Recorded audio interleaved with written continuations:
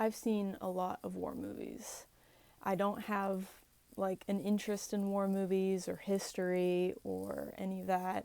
I actually find them really boring. I don't know why I watch so many war movies. I guess it's just a thing. I don't know. Like when you hear about a movie, you think, okay, I'll watch that. And that's the interesting thing about war movies. Mainly all of them, like Saving Private Ryan, The Bridge on the River Kwai, Full Metal Jacket. You often hear these in media and references.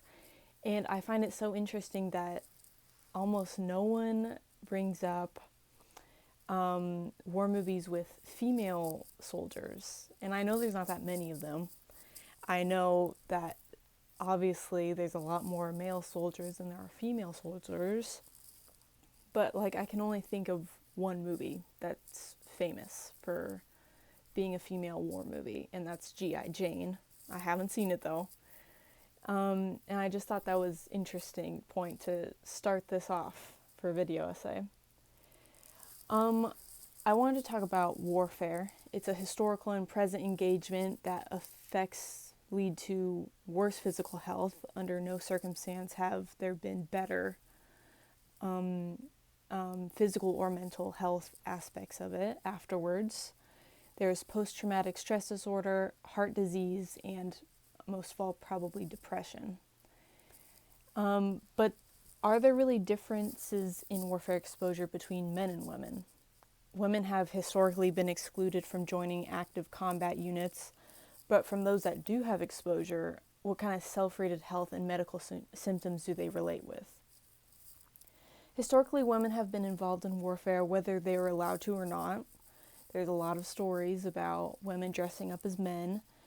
In almost every war, the Revolutionary, Civil, both World Wars, Korean War, and Vietnam, women have nursed injured soldiers, or like Margaret Corbin and Deborah Sampson, disguised themselves as men and fought against opposing sides in battle. Also, a more well-known, I guess it's not real, but it's very well-known, especially if you're a 90s Disney kid, Mulan. I'll add that reference in. Exposure to warfare isn't exactly new for women, but the effects of that exposure between men and women is something that needs further study. Any soldier that has direct combat has had worse self-rated health than the average American. We see this as a theme in a lot of topical fiction, like I was mentioning war movies in the beginning of this. Michael Cimino's Deer Hunter, one of my favorite movies, which it's a war movie, so it's a beautiful and cinematic story. It follows a Pennsylvania steelworker who goes to fight in Vietnam with his best friend. He and his best friend are captured by a violent group of enemy soldiers that torture them and force them to participate in Russian roulette together, which, if you don't know, is a dangerous gambling game where one bullet is spun in the chamber of a gun and then passed around to then pull the trigger, a gamble of living or dying on each turn. Eventually, they do escape, but not without playing a few rounds, and the psyche is brutally traumatized, and it follows both of the friends to be separated. After they stop serving in the military, we see the effects of combat and its undiagnosed trauma that punctuates their lives. While this is a fictitious story, I still think it's important to include in this video essay because, unfortunately, I have seen a lot of war movies, and PTSD and paranoia are not specific to just The Deer Hunter. I mention this movie because I think it beautifully and tragically shows a very real war where people have most definitely had these health results. Another example of warfare exposure in media is a real-life retelling of Ron Kovic and his experience in the Vietnam War, witnessing innocent deaths and killings by his own hand and eventually being wounded badly in battle. What we see in the beginning is his passion for fighting for his country and his disdain for those that think the war is a mistake. As we see him suffer in a poorly run veteran hospital for countless months, his agony from his injury and his struggle with killing, his health is at an extreme low, directly from being exposed to brutal warfare. As he is confined to a wheelchair for the rest of his life, his difficulty in re-entering society is a totally different person, only as he only grows as he begins to question the necessity of losing his legs in a war he no longer believes in. This biographical movie is based off his book, Born on the 4th of July.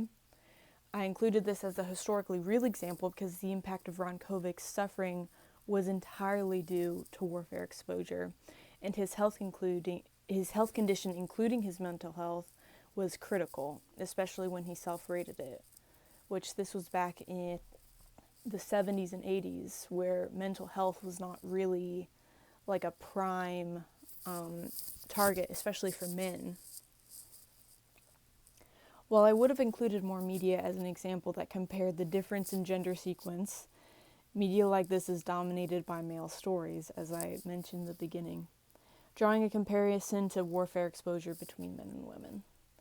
Men are in direct combat much more often than women, but also women have a lot less social support in a military setting, which, based off the article I found, Gender Differences and the Impact of Warfare Exposure on Self-Rated Health, it was women themselves said that they felt that there was so much less support socially for them. They also are more likely to be younger, have more education, and be of racial or ethnic minority than men, which also needs different social support in military settings.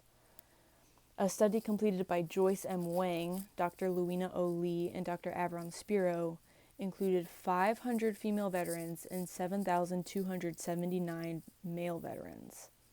The ratio alone, I feel, convinces me that the outcome of this article is not going to be a huge difference. This ratio is obviously disproportionately higher, and of course data was found that there was not a huge difference. Women had slightly better health status compared with men, although it wasn't by much, with a mean self-rated health of 3.1 versus 3.0 for men, where good is 3 and very good is 4. The study admits that there was not a good amount of data and that a lot of the differences were inconclusive. All in all, the different experiences, social identity, gender identity, racial identity, and social support of women in the military is the biggest difference between men and women veterans, and I hope that further studies are conducted to find more than an inconclusivity of data and a more balanced ratio of the sample population.